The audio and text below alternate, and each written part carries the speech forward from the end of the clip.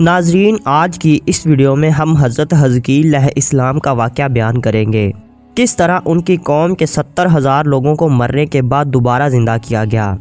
یہ شہر یروشلم کا ایک ویران علاقہ تھا، جہاں دو پہاڑوں کے درمیان 70,000 مردوں کی ہڈیاں بکھری پڑی ہوئی تھی۔ اچانک وہ ہڈیاں حرکت میں آئیں اور ایک دوسرے کے ساتھ جڑنا شروع ہو گئیں اور 70,000 مردے دوبارہ زندہ ہو گئے۔ اس واقعے کو اللہ تعالیٰ نے قرآن پاک کی سورۃ بقرہ میں بھی بیان فرمایا ہے۔ یہاں پر سوال یہ پیدا ہوتا ہے کہ حضرت حزقیل علیہ السلام کون تھے؟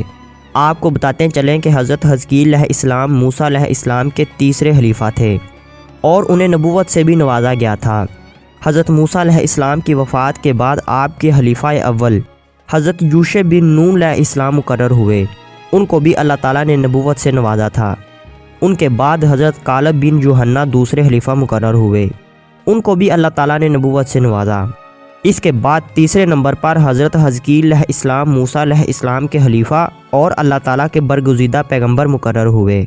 حضرت حزقیل علیہ السلام کا لقب ابن العجوز یعنی بڑھیا کے بیٹے تھا۔ ابن العجوز لقب ملنے کی وجہ یہ تھی کہ یہ تب پیدا ہوئے جب ان کی والدہ بوڑھی ہو چکی تھی۔ انہیں ذوالکفل بھی کہتے تھے اور یہ لقب اس لیے ملا تھا کہ آپ نے 70 انبیاء اکرام کو اپنی کفالت میں لے کر یہودیوں کے ہاتھوں قتل ہونے سے بچایا تھا۔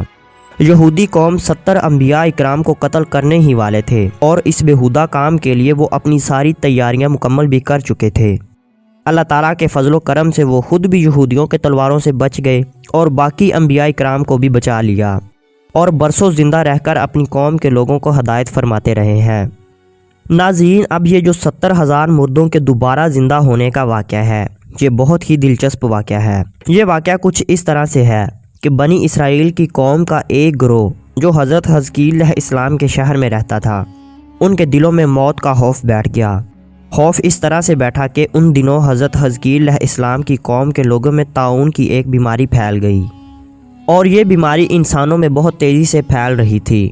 لوگ بہت بڑی تعداد میں مر رہے تھے۔ اس کا کوئی علاج بھی دریافت نہیں ہو رہا تھا۔ ناظرین، اس کی سب سے بڑی مثال کرونا وائرس ہے۔ کرونا وائرس کے دنوں میں لوگوں نے ماسک لگانے شروع کر دیے، خود کو گھروں میں ہر ممکن حد تک محفوظ کر لیا۔ آج کے اس جدید سائنسی دور میں بھی کرونا وائرس نے اس قدر تباہی پھیلائی تھی کہ اس نے لوگوں کے دلوں کو ہلا کر رکھ دیا تھا۔ یہ بات نہیں کہ اس وقت لوگوں کے پاس اتنا علم نہیں تھا یا پھر وہ جاہل تھے، ایسی بات بالکل بھی نہیں ہے۔ ان کے پاس بہت زیادہ علم تھا۔ تو معاملہ کچھ یوں ہوا کہ اس بیماری نے اچانک ان پر حملہ کر دیا۔ ان کے پاس بچنے کی کوئی تدبیر نہیں تھی، تو وہ سب کے سب جو بھی اس بیماری کا شکار نہیں ہوئے تھے، وہ سارے شہر سے بھاگ کر ایک جنگل میں چلے گئے اور وہیں پر آباد ہو گئے۔ اللہ تعالیٰ کو ان کی یہ حرکت بالکل بھی پسند نہ آئی اور اللہ تعالیٰ نے عذاب نازل کرنے والے فرشتے کو ان لوگوں کی طرف بھیجا۔ اس فرشتے نے ایک پہاڑ کی آڑ میں چھپ کر ایک زوردار چیخ ماری اور بلند آواز سے کہا کہ تم سب مر جاؤ، اور اس آواز کے سنتے ہی وہ سارے کے سارے لوگ بغیر کسی بیماری کے مر گئے، اور ان لوگوں کی تعداد تاریخ میں 70,000 بتائی جاتی ہے۔ 70,000 لاشیں، یہ اتنی زیادہ تعداد تھی کہ اس وقت لوگوں سے ان کے کفن دفن کا انتظام نہ ہو سکا۔ کئی روز تک وہ لاشیں بغیر کفن دفن کے اسی طرح کھلے آسمان کے نیچے ہی پڑی رہیں۔ آہستہ آہستہ وہ لاشیں گلنا سڑنا شروع ہو گئی، ہر طرف بدبو ہی بدبو ہو گئی۔ کچھ لوگوں کو ان کی گلتی سڑتی لاشوں پر ترس آیا، لہٰذا انہوں نے لاشوں کے ارد گرد 4 دیواری کروانا شروع کر دی تاکہ یہ لاشیں جنگلی درندوں سے محفوظ رہ سکیں۔ کچھ دنوں کے بعد حضرت حزقیل علیہ السلام کا گزر اس جنگل سے ہوا۔ جب آپ کو پتہ چلا کہ آپ کی قوم کے 70,000 آدمیوں کو اللہ تعالیٰ نے ایک ہی جھٹکے میں ختم کر دیا ہے، تو آپ رنج و غم میں مبتلا ہو گئے اور آپ کا دل بھر آیا۔ نبیوں کے دل بہت زیادہ نرم ہوا کرتے ہیں۔ قوم چاہے نبی کی بات مانے یا نہ مانے، لیکن نبی پھر بھی ان کی ہدایت اور رہنمائی کے لیے ہر وقت دعا گو رہتا ہے۔ آپ دکھ بھرے لہجے میں رو رو کر اللہ تعالیٰ سے دعا مانگنے لگے۔ اے میرے پروردگار، میری قوم کے لوگ نادان تھے جو موت کے ڈر سے بھاگ کر شہر چھوڑ کر جنگل میں آ کر آباد ہو گئے۔ اے میرے مالک، یہ سارے میرے شہر کے باشندے تھے، ان سے مجھے بہت زیادہ توقعات تھی۔ افسوس کہ میری قوم بالکل ہلاک ہو گئی اور اب میں بالکل اکیلا رہ گیا ہوں۔ آپ بہت ہی غمگین دل کے ساتھ اللہ تعالیٰ سے رو کر دعا کر رہے تھے کہ اتنے میں حضرت جبرائیل علیہ السلام وہی لے کر حاضر ہو جاتے ہیں کہ اے حزقیل، آپ ان بکھری ہوئی ہڈیوں سے فرما دیجئے کہ اے ہڈیوں بے شک اللہ تعالیٰ تمہیں حکم دیتا ہے کہ تم اکٹھا ہو جاؤ۔ ناظرین یہ سنتے ہی بکھری ہوئی ہڈیوں میں حرکت پیدا ہو گئی۔ ہر ایک انسان کی ہڈیاں جمع ہو کر جڑنا شروع ہو گئیں اور ڈھانچے بننا شروع ہو گئے۔ پھر حکم ہوا کہ اے حزقیل تم ہڈیوں سے کہو کہ اے ہڈیوں اللہ کے حکم سے تم گوشت پہن لو، اور یہ بات سنتے ہی تمام ہڈیوں پر گوشت چڑھنا شروع ہو گیا۔ اس کے بعد پھر حکم ہوا کہ اے حزقیل اب یہ کہہ دو کہ اے مردو اللہ تعالیٰ کے حکم سے تم سب اٹھ کر کھڑے ہو جاؤ۔ چنانچہ جیسے ہی آپ کی زبان سے یہ جملے نکلے تو 70,000 لاشیں اللہ تعالیٰ کے حکم سے دوبارہ زندہ ہو گئی۔ اس کے بعد وہ سارے لوگ جنگل کو چھوڑ کر واپس اپنے شہر اپنے اپنے گھروں میں منتقل ہو گئے۔ اس کے بعد انہوں نے واپس اپنے شہر آ کر اپنی اپنی عمریں پوری کی۔ ناظرین اس دوران ایک اور واقعہ بہت ہی عجیب قسم کا پیش آیا۔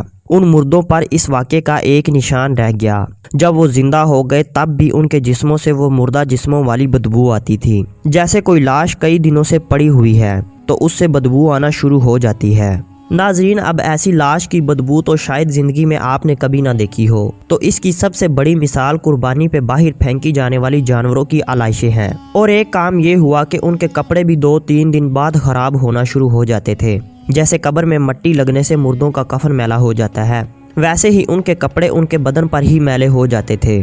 اس دور کے اثرات آج کی یہودیوں کی نسل کے اندر بھی موجود ہیں۔ اسی لیے کہا جاتا ہے کہ یہودیوں کے جسم سے بہت زیادہ بدبو آتی ہے، حالانکہ وہ بہت اعلیٰ اور عمدہ قسم کی پرفیومز بھی استعمال کرتے ہیں، لیکن پھر بھی وہ بدبو ختم نہیں ہوتی۔ اور یہ واقعہ اللہ تعالیٰ نے قرآن پاک کی سورت بقرہ میں یوں بیان کیا ہے کہ اے محبوب کہ آپ نے ان لوگوں کو نہیں دیکھا جو اپنے گھروں سے ہزاروں کی تعداد میں موت کے ڈر سے بھاگ گئے تھے، تو اللہ تعالیٰ نے ان سے یہ فرمایا کہ تم سب مر جاؤ، اور اللہ تعالیٰ نے انہیں زندہ بھی فرمایا تھا۔ بے شک اللہ تعالیٰ لوگوں پر فضل کرنے والا ہے، مگر اکثر لوگ ناشکرے ہیں۔ ہمارے پیارے آقا حضرت محمد صلی اللہ علیہ وآلہ وسلم نے 1450 سال پہلے بتایا تھا۔ حضرت سعد رضی اللہ تعالیٰ عنہ کی روایت ہے کہ تم جس کسی بھی علاقے میں طاعون کے بارے میں سنو تو اس علاقے میں نہ جاؤ، اور اگر تم کسی علاقے میں ہو اور اس علاقے میں طاعون پھیل جائے تو اس علاقے سے باہر نہ نکلو۔ پیارے دوستو، کس طرح پہلی امتوں کے لوگوں پر اپنے نبی کی نافرمانی کی وجہ سے کیسے کیسے عذاب نازل ہوتے تھے، لیکن آج ہم سب کچھ کر رہے ہیں، ہر قسم کے گناہ میں ملوث ہیں۔ شہروں میں تو کیا گاؤں میں بھی فحاشی کے اڈے کھلتے جا رہے ہیں، لیکن پھر بھی ہم پر عذاب نازل نہیں ہوتا، اور یہ سب ہمارے پیارے آقا حضرت محمد صلی اللہ علیہ وآلہ وسلم کی دعاؤں کا نتیجہ ہے۔ اللہ تعالیٰ سے دعا ہے کہ وہ ہمیں سنت نبوی پر عمل پیرا ہونے کی توفیق عطا فرمائے، آمین۔